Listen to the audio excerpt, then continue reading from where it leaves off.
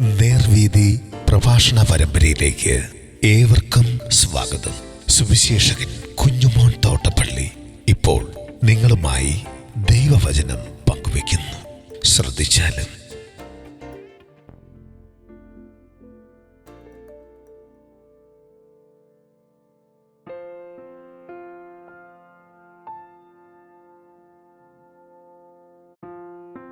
ശമരിയിൽ പോകണമായിരുന്നു. ദൈവനാമത്തിൽ മഹത്വമുണ്ടാകട്ടെ. യോഹന്നാൻ സുവിശേഷം 4-ാം അധ്യായത്തിൻ്റെ 4-ാം വാക്യം, അവൻ ശമരിയിൽ കൂടി കടന്നു പോകേണ്ടി വന്നു. നമ്മുടെ കർത്താവായ യേശുക്രിസ്തു യഹൂദദേശം വിട്ട് ഗലീലയ്ക്ക് പോവുകയാണ്. ഗലീലയ്ക്ക് പോകാൻ വേറെ വഴിയുണ്ട്. സാധാരണ യഹൂദന്മാർ ശമരി ടച്ച് ചെയ്യാതെയാണ് യഹൂദയ്ക്ക് പോകുന്നത്. കാരണം ശമരിയിലുള്ള ആളുകൾ വിഗ്രഹാരാധികളും മന്ത്രവാദികളും ഒക്കെയാണ്. അതുകൊണ്ട് അഢ്യന്മാരായ യഹൂദന്മാർ തെക്കോട്ടും വടക്കോട്ടും പോകുമ്പോൾ, അല്ലെങ്കിൽ യഹൂദ്യയിൽ നിന്ന് ഗലീലയ്ക്കും ഗലീലയിൽ നിന്ന് യഹൂദ്യയ്ക്കും പോകുമ്പോൾ നടുക്കുള്ള ആ ശമരിയ ടച്ച് ചെയ്യാതെ, ശമരിയ ആ പട്ടണത്തിലെ വഴിയിൽ കൂടെ പോവാതെ വേറെ വഴിയായിട്ടാണ് പോകുന്നത്. പക്ഷേ നമ്മുടെ കർത്താവ് ശമരിയിൽ കൂടെ പോകാൻ തയ്യാറായി. അല്ലെങ്കിൽ അവിടെ എഴുതിയിട്ടുള്ളത് അവൻ ശമരിയിൽ കൂടെ കടന്നു പോകേണ്ടത് ആവശ്യമായിരുന്നു എന്നാണ്. നമ്മുടെ കർത്താവായ യേശുക്രിസ്തുവിൻ്റെ റൂട്ട് മാർച്ച് പിതാവ് സ്വർഗത്തിൽ വെച്ച് തന്നെ തയ്യാറാക്കിയതാണ്. അതായത് നസ്രയത്തിലുള്ള ഒരു കന്യകയുടെ ഉദരത്തിലേക്കാണ് പുത്രൻ തമ്പുരാൻ വരേണ്ടത്. എന്നാൽ പ്രസവം നടക്കേണ്ടത് ബേത്ലഹേമിലാണ്. തുടർന്ന് അധികം താമസിയാതെ മിസ്രൈമിൽ, ഈജിപ്തിൽ പോയിട്ട് തിരിച്ചു വരണം. തിരിച്ചു വരുന്നത് ഗലീലയിലെ നസറയത്തിലേക്കായിരിക്കണം. ഗലീലയിലെ നസറയത്തിൽ നിന്ന് 12-ാമത്തെ വയസ്സിൽ യെരുശലേം ദേവാലയത്തിൽ മാതാവിനോടും യോസേപ്പ് പിതാവിനോടും കൂടെ വരണം. പിന്നീട് നസറയത്തിൽ വന്ന് തച്ചുപണി ചെയ്ത് കുടുംബസന്ധാരണം നടത്തണം. എന്നാൽ പതിവ് പോലെ പള്ളിയിൽ വരികയും ആ പള്ളിയിലെ ശുശ്രൂഷകളൊക്കെ കാണുകയും അതിൽ പങ്കെടുക്കുകയും ചെയ്യണം. 30-ാമത്തെ വയസ്സിൽ ഗലീലയിൽ നിന്ന് യെരുശലേമിനടുത്തുള്ള, അല്ലെങ്കിൽ യഹൂദയിലുള്ള യോർദാൻ നദിയിൽ വന്ന് യോഹന്നാൻ സ്നാപകന്റെ കൈക്കീഴെ സ്നാനപ്പെടണം. അത് നമുക്ക് മാതൃകയാണ്. അതിനുശേഷം 40 ദിവസം മരുഭൂമിയിൽ പോയി ഉപവസിക്കണം ഏകനായിട്ട്.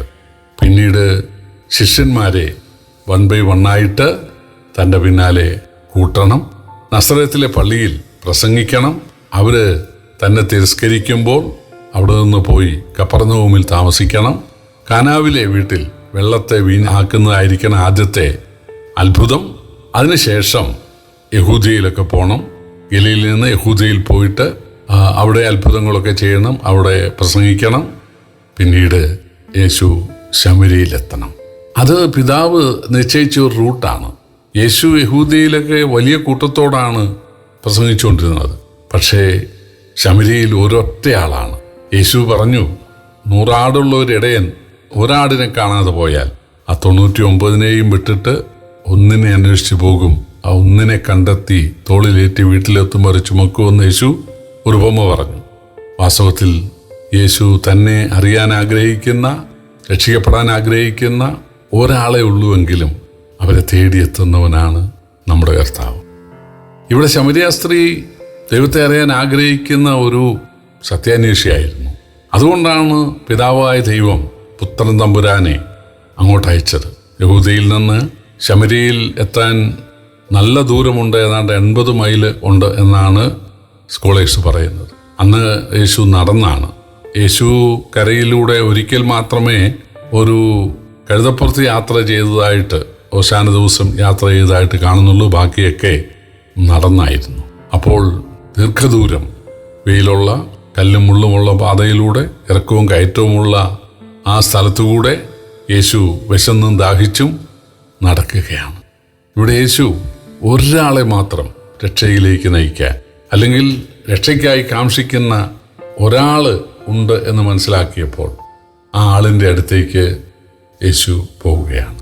പ്രിയപ്പെട്ടവരെ, ഈ ശമരിയ സ്ത്രീ ദൈവത്തെ അറിയാൻ ഒരാളെ ആഗ്രഹിച്ചുള്ളെങ്കിലും അവൾ രക്ഷിക്കപ്പെട്ടതിൻ്റെ സാധ്യത വലുതായിരുന്നു. കാരണം അവൾ ആ ശമരിയ പട്ടണത്തിലുള്ള ആളുകളെയെല്ലാം ആ കിണറ്റുകരയിലേക്ക് കൊണ്ടുവരികയും 2 ദിവസം അവിടെ താമസിക്കാൻ വഴിയൊരുക്കുകയും ചെയ്തു. അപ്പോൾ തീർച്ചയായിട്ടും ഒരാളെ ഉള്ളല്ലോ, 2 പേരെ ഉള്ളല്ലോ എന്ന് വിചാരിച്ച് നമ്മളതിനെ ഒരിക്കലും നിസ്സാരവൽക്കരിക്കരുത്. സ്തെഫാനോസിൻ്റെ പ്രസംഗത്തിന് ഒരാളെ രക്ഷിക്കപ്പെട്ടുള്ളൂ. പക്ഷേ അത് ക്രൈസ്തവ സഭയുടെ അഭിമാനമായ പൗലോസായിരുന്നു. അപ്പോൾ അതുകൊണ്ട് നമ്മുടെ കർത്താവ് ആത്മാക്കളുടെ വില നിർണ്ണയിക്കുന്നത് പോലെ നമുക്കും ആളുകളെ വിലമതിക്കാനായിട്ട് സാധിക്കണം. ഒരാളെ ഉള്ളുവെങ്കിലും അവർക്ക് വേണ്ടി നടക്കാൻ, കഷ്ടപ്പെടുവാൻ നമുക്ക് മനസ്സുണ്ടാകണം. അതിനാണ് യേശുവിടെ മാതൃക കാണിച്ചിരിക്കുന്നത്. 2, പിതാവ് തന്നെക്കുറിച്ച് ഉദ്ദേശിക്കുന്ന സ്ഥലത്തൊക്കെയാണ് യേശു യാത്ര ചെയ്തത്. അത് നമുക്ക് മാതൃകയാണ്.